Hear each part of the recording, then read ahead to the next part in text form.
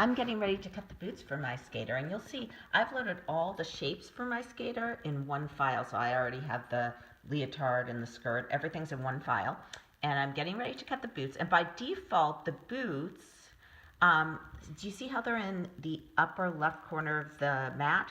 That's where all your shapes will be by default, but you can change it. So if your one area of the mat gets worn out and you still have other areas that you are in really good shape, you can always move the boots. Or if you want to have multiple cuts on the mat, you can always go ahead and move these things. So I want to show you how to do that. So I actually would go over here and I'd choose Edit. And then I can just go ahead and drag the boots to where I want to drag them. So here, I'm just going to drag them over here, kind of to the top center. I haven't used that area that much. So these mats do last a long time, but I always like to get all the use I can out of them.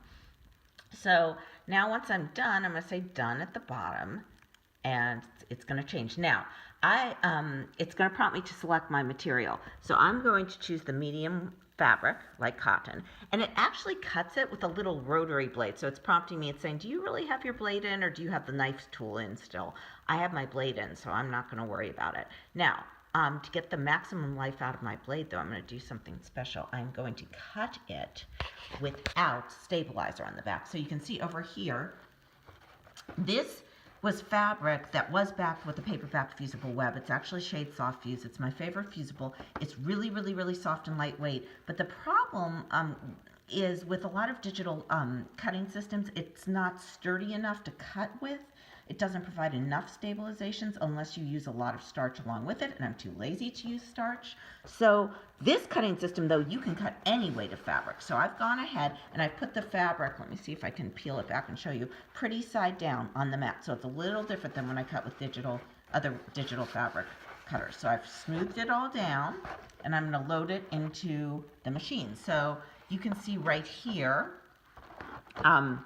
it's prompting me to load the mat. So I'm going to go ahead and load it. I've made sure the mat's under these tabs on the side. You can see on either side there's tabs.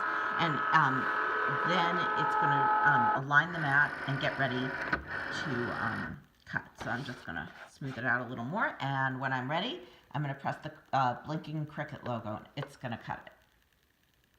So it's going to take that fabric in. This just amazed me when I got it. And the other thing I wanted to say about this machine is it has the best tutorial I have ever seen. It's like all on screen, and it guides you through exactly what to do.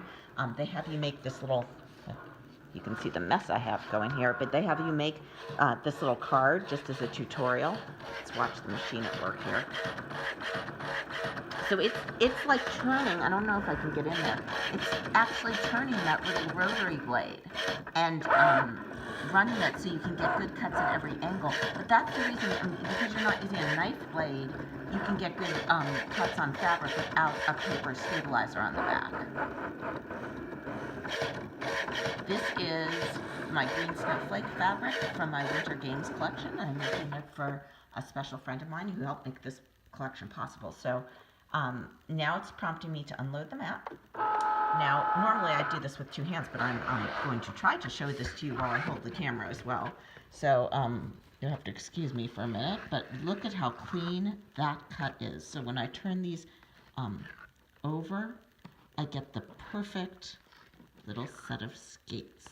So that's going to be perfect for my application, because I want to do a skater on a background that has like a little accent panel, and I just love the way this machine cuts. So I'm going to move down and cut the rest of the fabrics, and I will be back to show you what I do with them later. Thanks.